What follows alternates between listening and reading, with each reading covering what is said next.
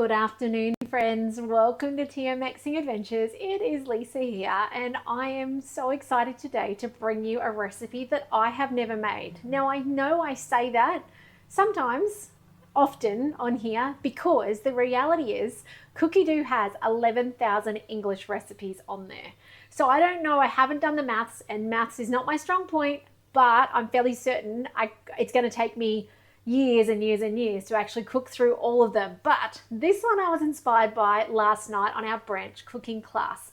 Now, I got the opportunity to sit aside and actually watch and not present. It was an online event, and I was inspired and really enjoyed having a week off, I guess, and not actually presenting, but loving to see what other people were doing. So this Huli Huli Chicken skewers was on there. Now, I don't know skewers. I'm going to shake it up a bit. That probably doesn't surprise you. So come along today, learn about my swaps, my substitutions, how I'm going to do it a little differently with what I've got, so I didn't have to hit the shops today. By the way, if you're watching on, say hi. I'd love to know you're there. And if you are watching these videos on YouTube later, hello to you as well. You get to see the whole thing because these videos often are segmented.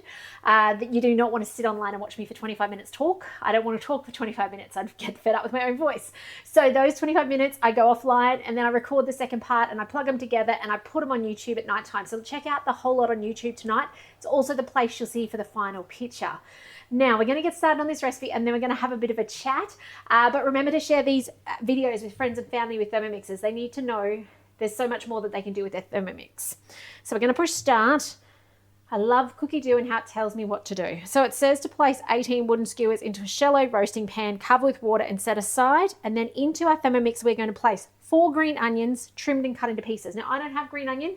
I went outside. We did harvest some onions 2 weeks ago now, and they're drying or curing outside. So I'm actually just going to throw that in, and I'm thinking how much would be 4 green onions.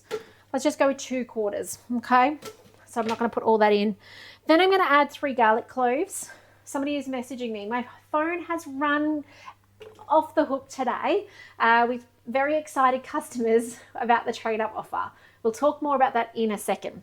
So 3 garlic cloves and then some ginger peel. It says 30 grams. I've got a little bit here from yesterday's video. I don't peel mine. You might know that already.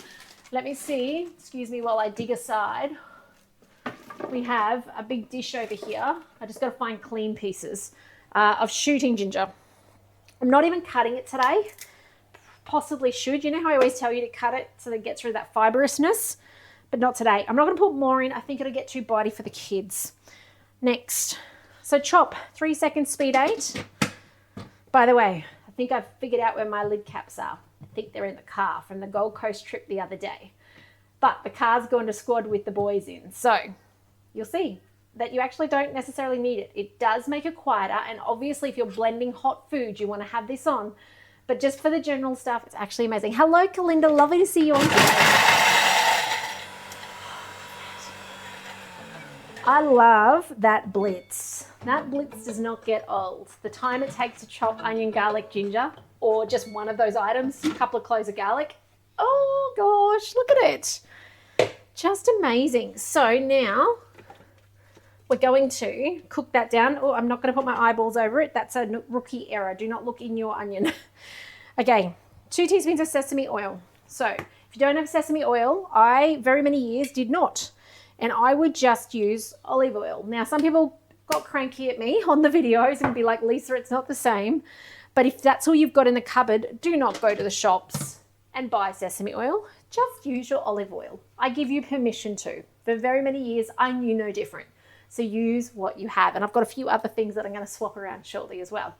But let's quickly talk about trade up. If you have a TM31, TM5 or a TM6, you can get a discount on a TM7 at the moment, which is really exciting and really generous of Thermomix to do so. So if that is you, reach out. I need to send you a link that actually has that discounted price on it. You can't just jump around on a website or use my buy button. That'll be a full price Thermomix. You want the discounted one. So please do reach out.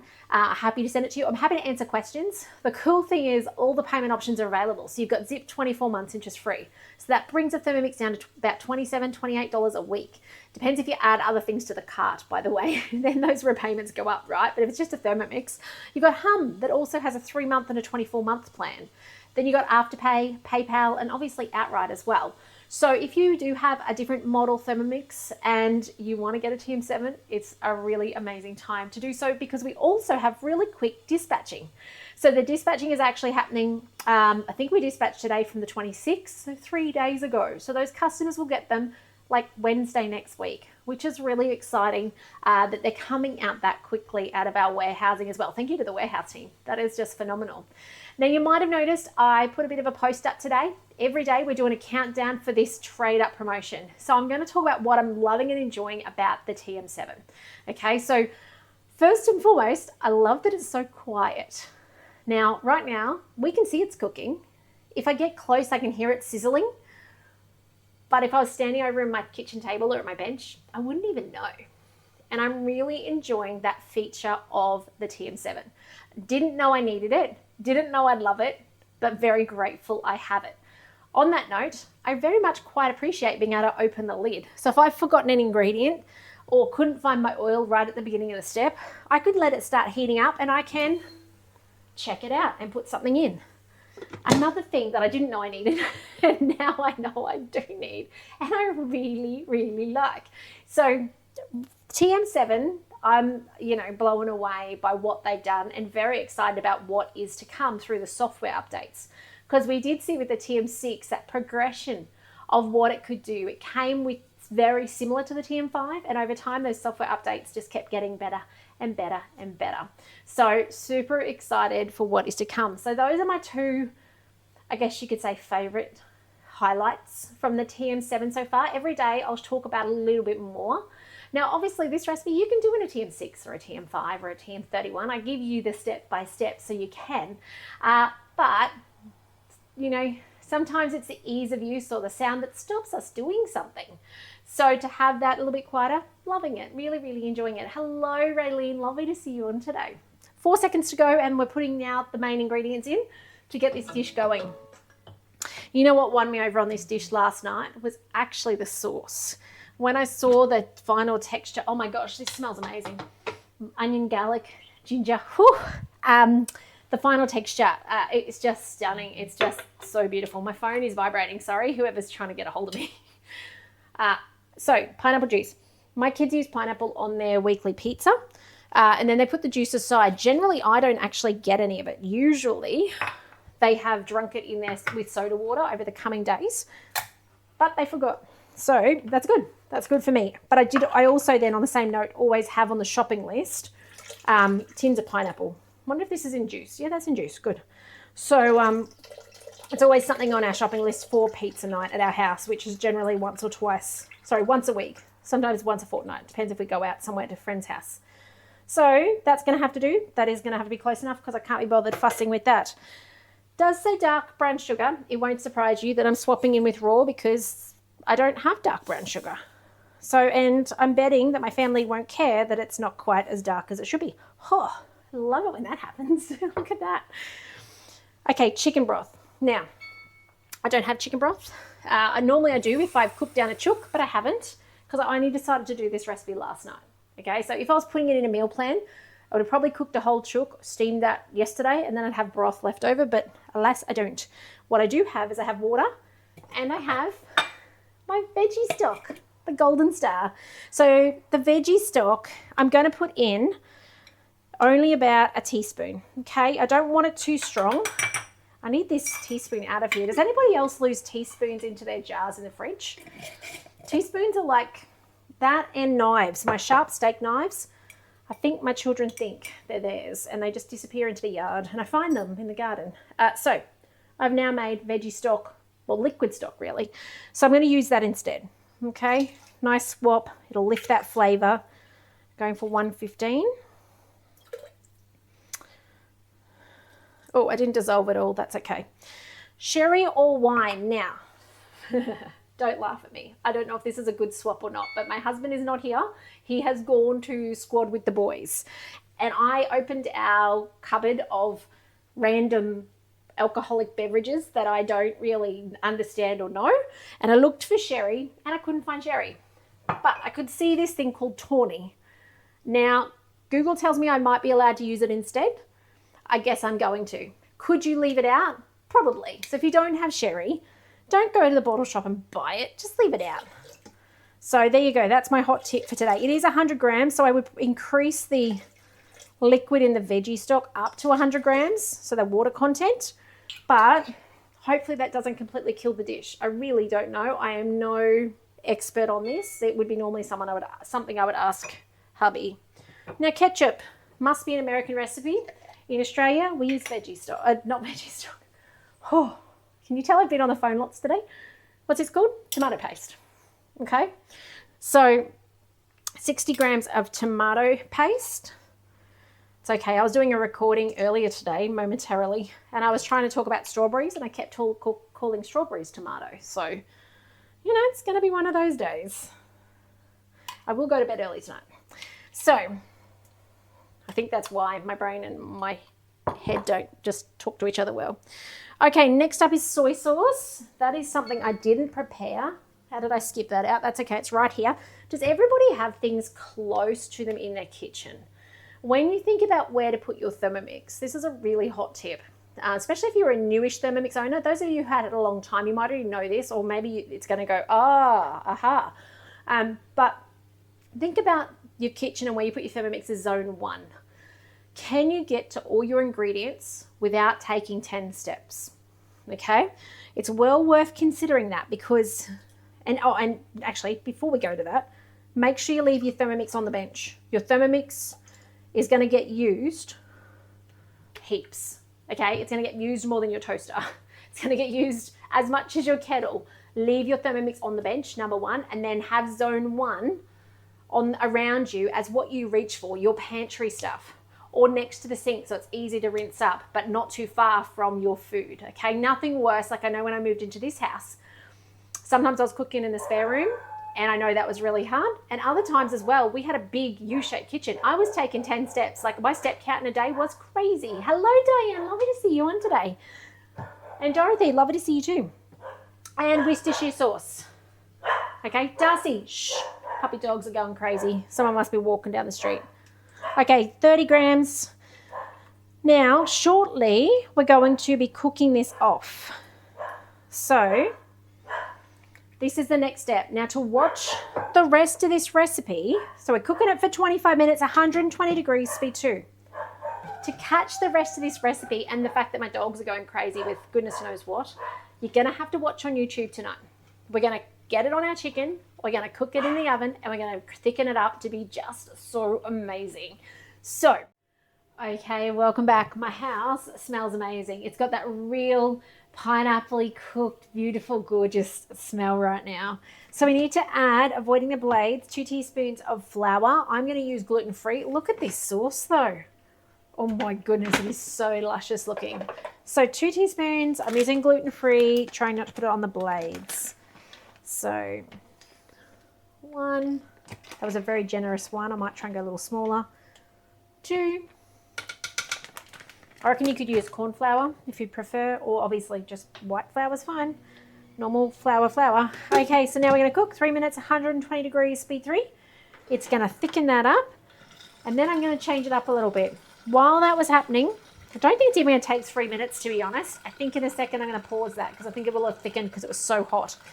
But I've chopped up some capsicum, I've diced roughly some onion, and I've chopped up about 1.3 kilos of chicken. So I reckon, in my impatience, this is going to be ready. So what we're going to do next, usually you divide the sauce into 2 separate bowls, which I will do. I'm going to put some aside because it is just stunning to serve with this dish, and that I know. So let me just empty out the bowl. Had some strawberries in it. We're going to put half of this sauce away so that we have it to go with dinner later, over roast veggies, over the rice. It's going to be beautiful. Then it's set to preheat your grill or your oven. And then meanwhile, thread some red peppers, some chicken, and some onion on there onto soaked skewers. You'd normally lay them out in a tray and baste them, and then you'd cook them for 25 to 30 minutes, and every 10 minutes, basting again. I'm going to do that a little different. Serve the chicken skewers hot with the remaining reserved Huli Huli sauce. So I reckon this sauce is going to be ready. We're going to go stop. It was already 100 degrees. If it had dropped and it needed to get back up, fair call. But being that it was so hot, look at it boiling in there. Oh my goodness. Okay, we're going to do some swapping here. So we're actually going to cheat a little bit. We are going to put the chicken and the veggies into the dish. Oh, I'm magnetized to the tray and you probably can't hear me. There we go. Sorry guys, you got stuck to me. I might actually, no, it's all right. I think I can do this without getting stuck to it. Now, remembering this sauce is super, super, super hot, and remembering that you're about to put it in a hot oven too. So it doesn't matter that it's going to, partially cook. Now, keeping it under the max line, I'm putting this chicken in by the, oh, I didn't take the sauce out. Pause that thought. Terrible. No, that's okay. No, it's not. Yes, it is. Can we do this? Yes, we can. I've got an idea. All right, what we're going to do, we're going to coat the chicken. We can do this. Lisa, follow instructions. And this is why I need guided instructions in my life. Because otherwise I stuff it up. So we're going to put it on reverse for a couple of seconds. Why reverse, are you asking? Because reverse is going to let us coat it all. And because I'm not putting it on skewers, I want to coat it and put it back in my tray. So manual mode, reverse function, just slow. I do not want to chop this meat up. I just want it to tumble in there. I'm not putting a timer on. You can do this on any model. And I can't even hear it. Did I mention how much I like that? I go, are you working or are you not? I've got a big amount of food in there. So I'll just give it, say, 15 seconds. And then I'm going to actually check it. I'm going to take the lid off, see if it's tumbled at all, or whether I need to go a little bit faster to tumble it. Speed 1 means the lid's unlocked. So it actually means I can now have a little look. You can see the top's not quite coated yet. Let's go a little faster. But remembering I'm on speed 1. Let's go speed 2. Just toss it around a little bit. You should take the sauce out first. Okay, don't do what Lisa did and stuffed up. So we're going to go stop now. It should have coated. We're going to take it out and put it on the tray. I do miss having my children at home to keep my puppy dogs quiet. Okay, I think I've got flour on my chin. All right, so now we're mostly coated. There's one bit in the middle that's not. That's okay. So what I'm going to do now is I'm going to get this out on the tray. But I'm happy if a bit of sauce stays behind. I'm going to try and save a bit of sauce. I don't know if it's possible. So I'm just going to put it back out on the tray where it came from. Try and remember to take the sauce out. This will be a sad moment if I can't save any. Mind you, it's coating in it, right? Like it's absolutely swimming in it. So it's not terrible. It's just, I was looking forward to pouring some over. Now to save some of this, if I can, my game plan now is to actually cook it in the bowl so that I'm trying to kind of tong out some of this stuff too, by the way, guys. So I end up with at least a little bit left. Now I've put raw chicken into it, right? So you don't want to go and just pour this sauce into the bowl and be like, game on, it's fine. Because we now have raw chicken in it. Okay, so you can hear my brain ticking over, can't you? How do we negate that? I actually know how we're going to negate that, but I like to talk you guys through it in case you do what I do. Okay, and I know some of you do because that's why you watch me. So I have a whisker sauce left. There's no veggies, there's very little meat, if any, in there. Now I want to get this to the bottom because what we're going to do is we're going to cook it. And in cooking it, so long as I take the time to get the meat off the side, actually the heat from it will probably do it anyway, I just want to get it up to 100 degrees. In getting it up hot again, what's that going to do? Cook off the raw chicken, yeah? So what we'll do, we'll go back to our recipe. I could do it manually. I ummed just then about doing it manually. I want to grab a towel and I just want to take off this stuff around the rim. It's not going to get cooked. I don't want it in my food. Okay, so getting the stuff off the rim. The rest in there very quickly is going to get really hot and no raw chicken would survive. Okay, so just getting another towel. However, the bit there under the rim, it's obviously not going to get cooked, and then I'm going to pour it out from that space, right? So there we go. So lid back on. Let's do this 3-minute cook again. It's actually probably not going to take 3 minutes, but I need it to get to 100 degrees. I want to kill the raw chicken that's in the sauce. Okay, worst case scenario is it thickens up a little bit more. That's okay, not worried. I could add a little bit of water if it got really thick, but it's not. If you look, it's 65 degrees and it's going upwards, which is perfect. That's what we want. Now let's talk about the tray for a second while we work out my stuff up. this is my tray of delicious goodies. Now, if you don't like capsicum and onion, broccoli, cauliflower, snow peas. How good would they be in this? Yum. So I'm just watching this to get it up to temperature so that it's piping hot. Now I need a new spatula because I want to not use the raw chicken spatula. Now, just a little sidestep in case I've not been clear. The reason I'm not worried about the stuff that's inside the bowl is because that 100 degrees is in our liquid, but the steam is coming up the side, and anything that's around there is going to be piping hot. If you've ever opened your lid when it's been up to 100 degrees, you know that steam coming out burns, yeah? So it's going to have cooked it. So it's 100 degrees now. We're pretty good. I'll give it 30 seconds bonus time just to make sure we're dead. No chicken juices left. And yeah, but maybe this will save you, and you know, I'm real on my videos, so maybe this will save you from making my mistake. You'll be like, oh, hold tight, take some sauce out. Don't do what Lisa did, okay? Maybe, just maybe. Now, because I've covered it in the sauce, my game plan in the oven is to every 10 minutes come and just lift it up with a egg flip and just turn it over until it's all cooked through. Now we'll look at the cook time in a second. Okay, I reckon that's time's up. It's 120 degrees. It's piping. It is all good. That any chicken juice that might have been, you know, raw and left is now gone. It's not as much sauce as I would have liked, but that's okay. When you stuff up, there's a consequence. So there we go. That's the gorgeous, absolutely stunning sauce. Yum. I can smell that pineapple. So good. So just trying to get a bit of that caramelization out of the bottom.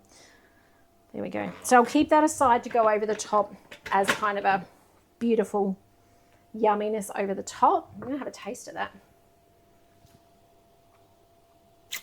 It's really yummy. If only there was taste-o-vision and smell-o-vision. So good. Okay, let's go next. So normally you'd put some aside and you'd follow the instructions. You would then preheat your oven. You would thread on your lovely food you want to baste. You'd lay them out gorgeously in your tray with half the sauce over the top, basting it over the top. And then you cook it for 25 to 30 minutes at 190 degrees until cooked through, basting every 10 minutes, which is when I'll just flip it over and turn it so that every side kind of gets a little bit sticky roasted. Serve them with remaining reserved sauce that we saved and enjoy. So I'm so excited. That sauce is phenomenal. So put this on your to-dos. Even if you don't have skewers, you don't need skewers. We did it. And if you want to make a smaller batch, do so. However, that sauce, I'm thinking, you know, oven roasted drumsticks drizzled over the top. I'm thinking steak over it. I'm thinking pizza sauce. So I'm thinking this doesn't just have to be Huli Huli chicken sauce. Amazing. Anyway, I hope this inspires you. I hope it gives you confidence with your Thermomix. Share these videos far and wide. If you're interested in trading up and getting a TM7 and you live in Australia, please contact me. I would be honored to help you, and I'd love to help you get the very most out of it, regardless of where you live, okay? 12 years doing this. I'm not going anywhere. I'll keep turning up daily. While you guys support me, I can support you, which is super cool. But otherwise, take care, and I'll see you in the next video soon. Bye for now.